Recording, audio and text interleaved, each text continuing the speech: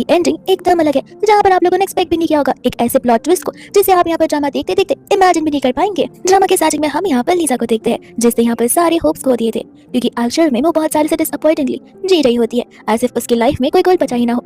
और वो सब कुछ उसके फियांसे की वजह से हो रहा था, बिकॉज उसका फियांसे उसे बहुत सालों पहले वेडिंग वाले दिन ही छोड़कर जा चुका था।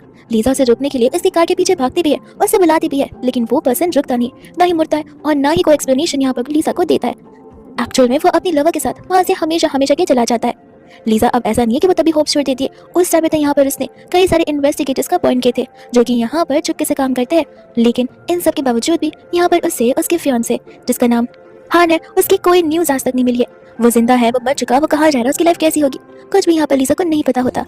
हालांकि होप्स अभी भी उसे है, लेकिन वो ऐसे बिहेव करती है कि जैसे ये चीज नेवर एंडिंग प्रोसेस है। इतने में यहाँ पर उसे कॉली का कॉल आ जाता है, जो कि उसे तुरंत ही कोकोनट आइलैंड पर बुला रहा था, बिकॉज यहाँ पर एक ट्रेजिकल इवेंट की वजह से लोगों की जान खतरे में जा चुकी है। अब इस आइलैंड का नाम सुनते ही लीजा को याद होता है कि नाम कुछ सुना सुना सा लग रहा है। वो अपनी कॉली को बताती है कि फिलहाल वो वेकेशन पर है, इसलिए उसे आना पॉसिबल नहीं होगा। उसका कॉली को उसे याद दिलाता है कि हम डॉक्टर्स हैं, एम्प्लॉयज नहीं, हमारा काम यहाँ पर कभी भी आ सकता है, हम वेकेशन पर है, छुट्टियों पर है, इससे फर्क नहीं पड़ता।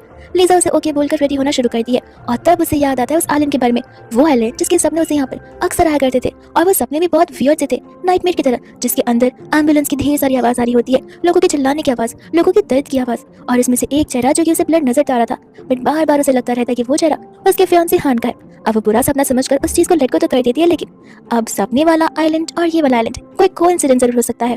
और फिर दूसरे यहाँ पर वो चली जाती है पोस्टमार्टम करने के लिए, जिनमें से एक लाश यहाँ पर उसके खुद के फियांसे की होती है, यानी कि हान की। वो हान को देखते ही यहाँ पर हैरान हो चुकी थी। हान यहाँ पर ऑलमोस्ट सिमिलर दिख रहा था, लाइक वो हान ही था, लेकिन डिफरेंस बस एक था, जो कि उसके गले का टैटू होता है वो अलग सा शाइन कर रहा था।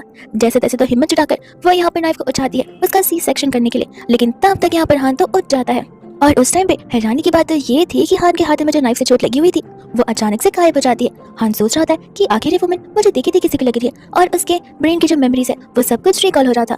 यहाँ पर तो लीजा को गुस्सा आ जाता है, वो डॉक्टर से कहते हैं कि मुझे समझ नहीं आता, अगर इंसान जिंदा है तो फिर आप लोग उसे पोस्टमार्टम के लिए क्यों भेजते हो, जल्दी से यहाँ पे इसकी वाइफ को कांटेक्ट करो। डॉक्टर हैरान थे, वो डेड बॉडी को देखते हैं एंड बताते हैं कि इसकी डेथ मैग्नेटिक फील्ड में जाने की वजह से ऑलरेडी हो चुकी है। आखिर आप ये क्या बोल रही है। लीजा जब यहाँ पर हान को देखती है तब यहाँ पर एक्चुअली उसे बॉडी के अंदर से सोल बाहर आता हुआ नजर आता है। उसे लगने लग जाता है कि कुछ ज्यादा ओवरथिंकिंग, स्ट्रेस और इन सभी चीजों की वजह से उसे हेलुसिनेशन भी होना शुरू हो चुके हैं। तब वो सोचती कि कोई बात नहीं, मुझे यहाँ पे अपने काम पर फोकस करना होगा। हाँ, यहाँ पर उस बॉडी को देखकर सोचता है बेचारा कितनी जल्दी उम्र में, वो भी इतने से रीजन की वजह से चल बसा, कोई बात नहीं, नेक्स्ट टाइम यहाँ पे मैं अच्छी खासी बॉडी को अपनाऊंगा। वही दूसरे यहाँ पर वो आसपास घूमने लग जाता है और उसे पूछता है कि अरे मैडम, लगता है यहाँ पर सिर्फ तुम्हें मुझे देख पा रही हो, कोई और नहीं। लीजा यहाँ पर से कम्प्लीटली इग्नोर करती है एंड यहाँ पर वो पोस्टमार्टम को शुरू कर देती है, जिसे देखकर तो यहाँ पर हान के होश उड़ जाते हैं। वो कहता है कि मुझे कभी पता नहीं था कि डॉक्टर्स का काम इतना ज्यादा मुश्किल होता होगा।